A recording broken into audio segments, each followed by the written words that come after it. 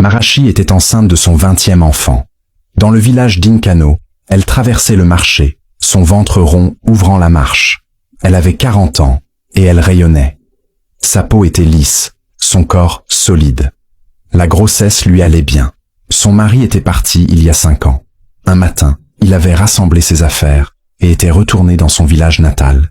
Trop d'enfants, avait-il dit. Trop de bouches à nourrir. Mais Marachi n'avait pas arrêté. Elle avait rencontré d'autres hommes. Certains étaient restés quelque temps. D'autres étaient partis vite, dès qu'ils avaient compris qu'elle tomberait encore enceinte. 5 de ses enfants vivaient toujours avec elle. Les autres avaient été envoyés chez des proches, étaient repartis d'eux-mêmes quand ils avaient grandi, ou simplement avaient disparu.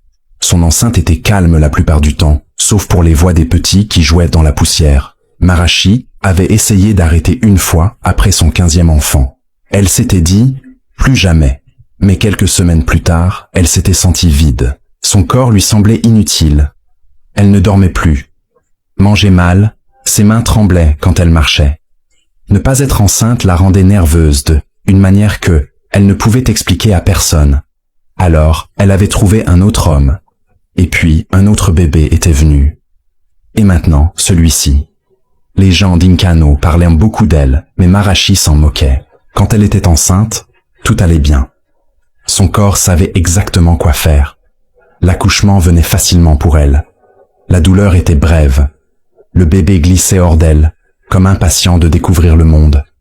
Elle caressa son ventre en rentrant du marché.